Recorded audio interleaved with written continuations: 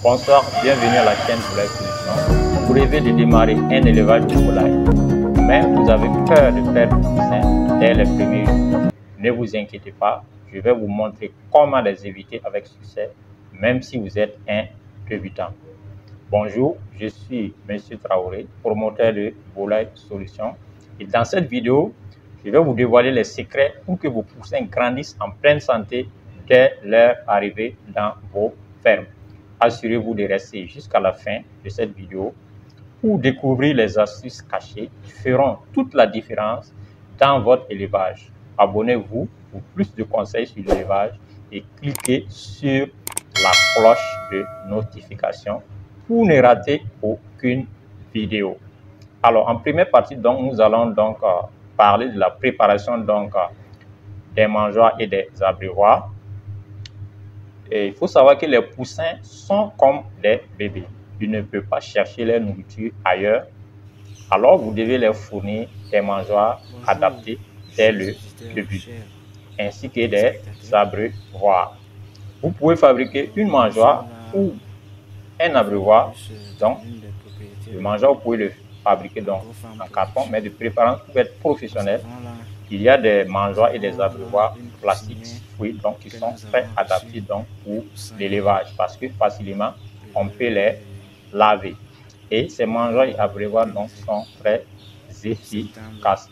Au fur et à mesure que les poussins grandissent, vous allez adapter donc les mangeoires et les abreuvoirs en fonction donc de leur taille. Donc, vous n'allez pas prendre des mangeoires et des abreuvoirs des petits poussins ou le donner au poulet de 1 mois ou de 2 mois. Donc, prévoyez environ une mangeoire pour 20-22 poussins. Au fur et à mesure que ça grandisse, vous allez donc chercher donc des mangeoires plus grands et vous allez harmoniser tout cela. Vous pouvez aussi utiliser alors le bois pour le mangeoire, mais comme j'ai eu à l'expliquer, trouvez donc des récipients qu'on peut facilement donc nettoyer. Alors, ensuite donc on va parler du nettoyage de la désinfection.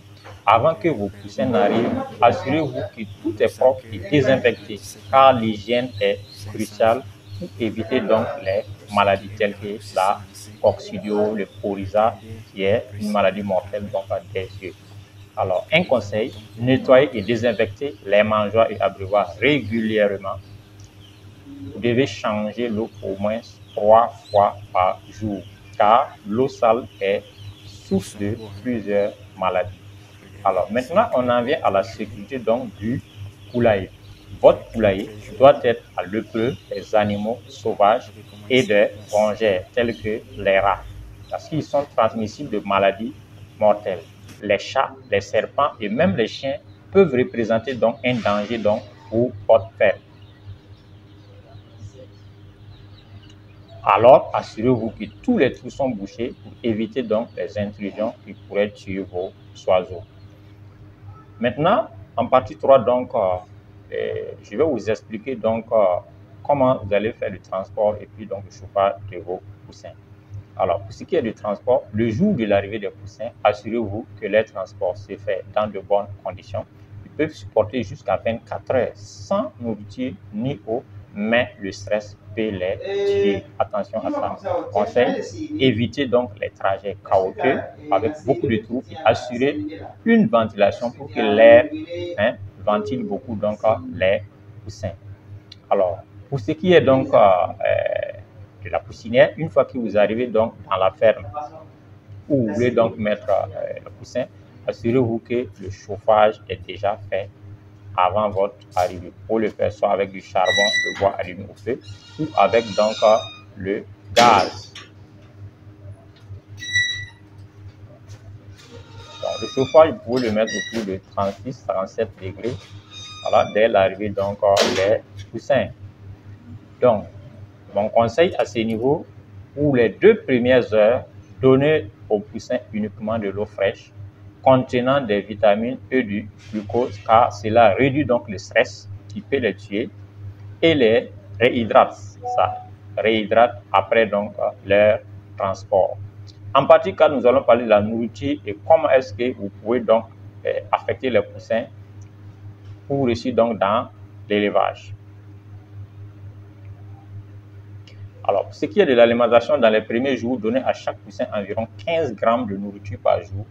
Demandez à votre fournisseur un tableau de quantité spécifique pour la race. Pour chaque race, il y a une quantité qu'il faut donner au poussin pour ne pas que le poussin mange trop ou bien il y ait insuffisance d'aliments.